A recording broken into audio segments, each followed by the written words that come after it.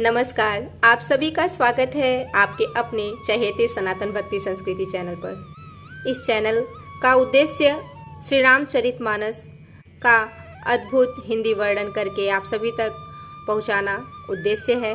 श्री राम जी से क्षमा चाहती हूं और आप सभी से हाथ जोड़कर क्षमा चाहती हूं जो भी त्रुटियां हो उसके लिए। अयोध्या कांड दोहा नंबर 136 में है। वेद बचन मुनि मन अगम ते प्रभु करुणायन, बचन किरातन के सुनत जिमि पितु बालक बैन, हे रामा जिमि पितु बालक बैन। अर्थात जो वेदों के वचन और मुनियों के मन को भी अगम है, वे करुणा के धाम प्रभु श्री रामचंद्र जी भीलों के वचन इस तरह सुन रहे हैं जैसे पिता बालकों के वचन सुनते हैं। राम ही केवल प्रेमो पियारा, जानी ले जो जाने निहारा। राम सकल बंचर तब तो से, कही मृदु बचन प्रेम परिपोसे। बेदा किए सिर नाई सिधाए, प्रभु गुण कहत सुनत घर आए। एहि विधि सिय समित दो भाई, बसहि विपिन सुर मुनि सुखदाई। श्री रामचंद्र जी को केवल प्रेम प्यारा है। जो जानने वाला हो, जानना चाहता हो, वह जान ले। तब श्री रामचंद्र जी ने प्रेम से परिपुष्ट हुए प्रेमपूर्ण कोमल वचन कहकर उन सब वन में विचरण करने वाले लोगों को संतुष्ट किया। फिर उनको विदा किया। वे सिर नवाकर चले और प्रभु के गुण कहते सुनते घर आए। इस प्रकार देवता और मुनियों को सुख देने वाले दोनों भाई सीता जी समेत वन में निवास करने लगे। जब ते आए रहे रघुनायको, तब ते भयउ बनो मंगलदायको। फूलहि फलहि बेटप बेधि नाना, मंजु बलित बर बेली बिताना। सुर तरु सरिस सुभाए सुहाए, मनहु विबुध बन परिहरियाए। गुंज मंजूतर मधुकर श्रेणी, त्रिविध बयारी बहै सुख देनी। जब से श्री रघुनाथ जी वन में आकर रहे, तब से वन मंगलदायक हो गया। अनेकों प्रकार के वृक्ष फूलते हैं और फलते हैं और उन पर लिपटी हुई सुंदर बेलों के मंडप तने हैं। वे कल्प वृक्ष के समान स्वाभाविक ही सुंदर हैं, मानो वे देवताओं के वन नंदवन को छोड़कर आए हों। भंवरों की पत्तियां बहुत ही सुंदर गुंजार करती हैं और सुख देने वाली शीतल मंद सुगंधित हवा चलती रहती है। फिर यहाँ दोहा नंबर 137 में है। नीलकंठ कलकंठ सुख, चातक चक चकोर। भांति भांति बोलहि बिहग, श्रवण सुखद चित चोर। हे रामा श्रवण सुखद चित चोर। अर्थात नीलकंठ, कोयल, तोते, पपीहे, चकवे और चकोर आदि पंछी कानों को सुख देने वाली और चित्त को चुराने वाली तरह तरह की बोलियां बोलते हैं। करी के हरि कपि कोल को रंगा, विगत बैर बिच रही सब संगा।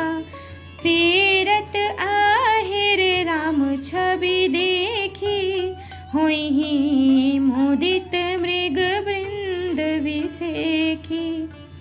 बेबुध बेपिन जह लगी जग माही, देखी राम बनु सकल सिहाही। सुर सरि सर सई दिन कर कन्या, मेकल सुता गोदावरी धन्या सब सर सिंधु नदी नद नाना मंदाकिनी कर कर ही बखाना उदय अस्त गिरि अरु कैलासो मंदर मेरु सकल सुर बासु सल हिमाचलादिक जेते चित्रकूट जसु गावहि ते विधि मुदित मन सुखून समाये श्रम बिनु विपुल बड़ाई पाई। यहाँ पर हाथी, सिंह, बंदर, सूअर और हिरन ये सब वैर छोड़कर साथ साथ विचरते हैं। शिकार के लिए फिरते हुए श्री रामचंद्र जी की छवि को देखकर पशुओं के समूह विशेष आनंदित होते हैं। जगत में जहाँ तक जितने देवताओं के वन हैं, सब श्री राम जी के वन को देखकर सिहाते हैं।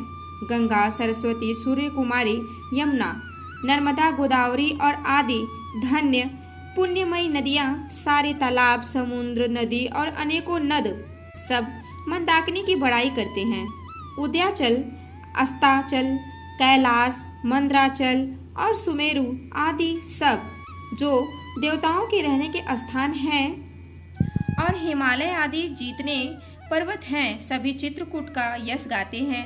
विंध्याचल बड़ा आनंदित है, उसके मन में सुख समाता नहीं है, क्योंकि उसने बिना परिश्रम ही बहुत बड़ी बड़ाई पाली है।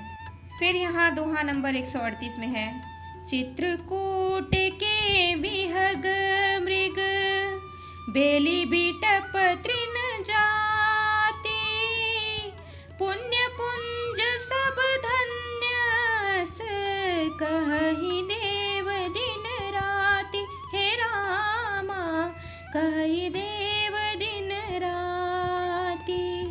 अर्थात चित्रकूट के पक्षी, पशु, बेल, वृक्ष, तृण, अंकुरा आदि की सभी जातियां पुण्य की राशि हैं और धन्य हैं।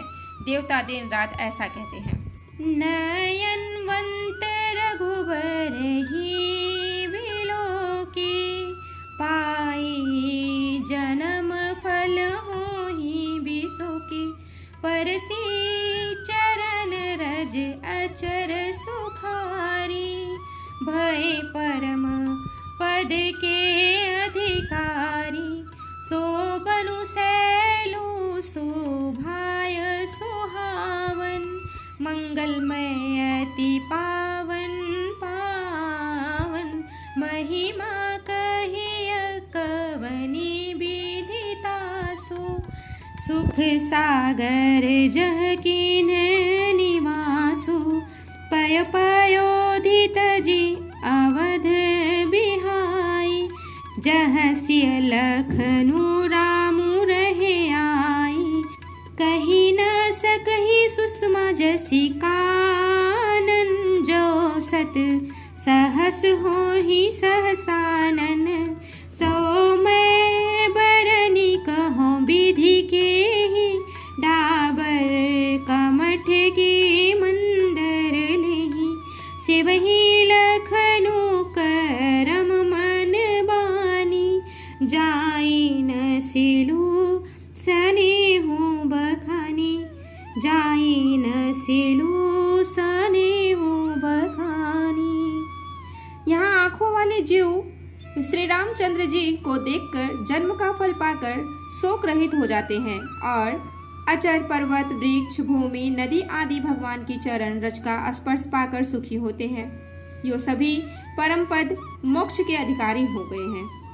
वह वन और पर्वत स्वाभाविक ही सुंदर, मंगलमय और अत्यंत पवित्रों को भी पवित्र करने वाला है। उसकी महिमा किस प्रकार कही जाए जहाँ सुख के समुद्र श्री राम जी ने निवास किया है।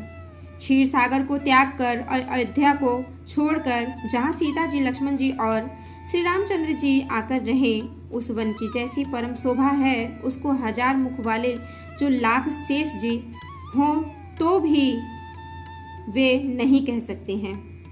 उसे भला मैं किस प्रकार से वर्णन करके कह सकता हूँ।